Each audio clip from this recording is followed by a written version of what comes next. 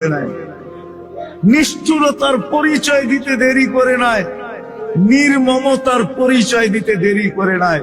যার অর্থে এই অট্টালিকাটা তৈরি হলো, দীর্ঘদিন যিনি এই অট্টালিকাটার ভিতরে ছিলেন, হায় মরার পরে যদি একটা কামরার ভিতরে কবর দিত, তাইলে ও তো শুয়া শুয়া দেখতে পারতো, ঠিক না? আর না হইলে বাড়ির বাউন্ডারির ভিতরেই যদি দেওয়ালের পাশে কবর দিত, তাও তো দেয় না। তাইলে বোঝা গেল দুনিয়া বড় নিষ্ঠুর। 60-70 বৎসরের দুনিয়া চলে যাব। ইচ্ছা স্বাধীনতা দিছেন আমাকে বটে, এই জন্যই হস্তক্ষেপ করেন না। আর না হইলে সত্য এটাই, 24 ঘন্টা নুন কার খাই? কার?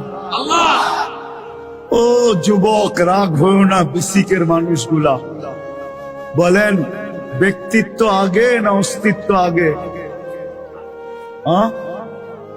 কোনটা? ব্যক্তিত্ব আগে?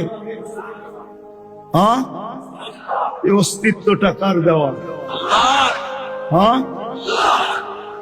এটাকে কর্মযোগ্য কে রাখছে? তাইলে নুন ডেলি কতটুকু খাই? আরে নুন বোঝেন? কতটুকু আল্লাহ নুন খাই ডেলি? গুণ কতটুকু গাই? কতটুকু গুণ গাই? ও যুবক বলো না, তোমাকে কর্মযোগ্য কে বানাইলো?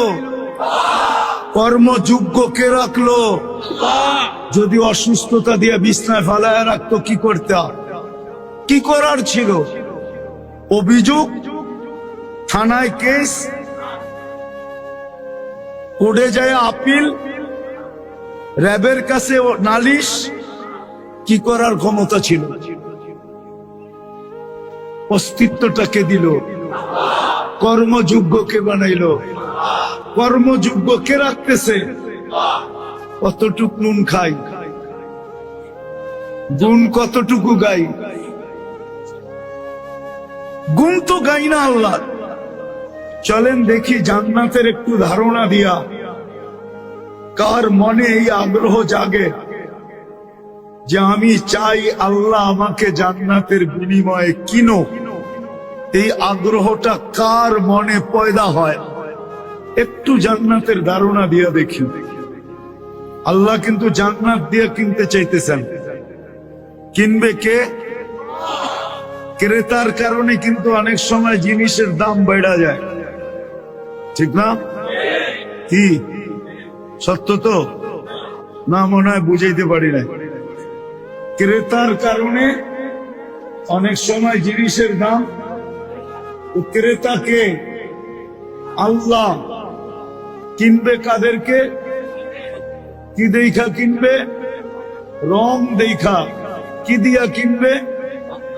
জান্নাত দিয়া। এই কয়টা কথা মনে রাখতে হবে, তাহলে বুঝে আসবে। আল্লাহ আমাদেরকে কিনতে চায়। কে? আল্লাহ কিনবে। আল্লাহ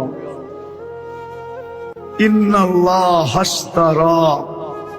আল্লাহ কোরআনে ঘোষণা দিতেছে, আমি কিনতে চাই তোমাদেরকে, কিন্তু রং দেখা কিনবো, জান্নাতের বিনিময়ে কিনবো, দুনিয়ার কোন কাগজের টাকার বিনিময়ে না।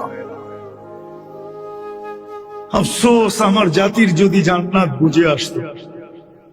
দুনিয়ার এই পচা মাটি না, জান্নাতের মাটি হবে মুশক আর জাফরানের। কি? মুশক আর চিনেন? মুশক তো চিনেন না, জাফরানও চিনেন না। ধারণা কোত্থেকে নিবেন? যাক, আজকে যে নেটে দেখেন, নেটে সার্চ দিলে পাবেন, জাফরানের বাগান পর্যন্ত পাবেন, ক্ষেত পর্যন্ত পাবেন। যদি পারতাম তাইলে একসাথে নিয়ে যেয়ে দেখায় নিয়ে আসতাম। শত শত মাইল আছে স্পেনে জান্নাতের জাফরানের বাগান। তো আল্লাহ জাফরানের মাটি আর মুশক মিশ্রিত করা জান্নাতের মাটি বানাবে। মাটি, এই পচা মাটি না। আওয়াজ না করি আওয়াজ, তাইলে কথা বুঝে আসবে না, তাইলে হট্টগোল হবে। কথা দিলে কাঁদবে না, পায়ে হাত রাখি, কেউ আওয়াজ না করি। দ্বিতীয়, দুনিয়ার বিল্ডিং এর মতো জান্নাতের বিল্ডিং না। জান্নাতের বিল্ডিং বানাবে আল্লাহ সোনা রূপার ইট দিয়া, দুটাকে জুড়বে দুনিয়ার সিমেন্ট দিয়া না, মুষ্ট দিয়া আল্লাহ দুটাকে জোড়বে। দুনিয়ার এই ছোট ছোট তালা হবে না, 20 তালা বানাই তো কত ভাব দেখায়, ঠিক না? মনে হয় বুঝাইতে পারি রে। 20 তালা বানাই কি, 20 তালা টাওয়ার বানাই কত? আর জান্নাতের 1 তালা হবে জমিন থেকে আকাশ পর্যন্ত, এতটুকু দূরত্ব। সিঁড়ি বাইতে হবে না, সুপার লিফট লাগানো আছে, সুপার অ্যাক্সেলেটর লাগানো আছে। হাত দিয়া চালাইতে হবে না, মন দিয়া চলবে। কি দিয়া? মন দিয়া চলবে। দুনিয়ায় ফল হয় কিসের গাছে? কাঠের গাছে দুনিয়ায় ফল হয়, ঠিক না? কিসের গাছে? সত্য তো। জান্নাতে ফল হবে সোনার গাছে। আপনি যদি বলেন সোনার গাছে ফল হবে কি করে, তাহলে আমি প্রশ্ন করি কাঠের গাছে ফল হয় কি করে?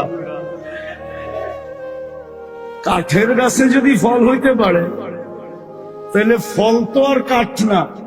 ফল কি কাঠ? গাছটা না কাঠ? তো জান্নাতের গাছটা হবে সোনার, ফল তো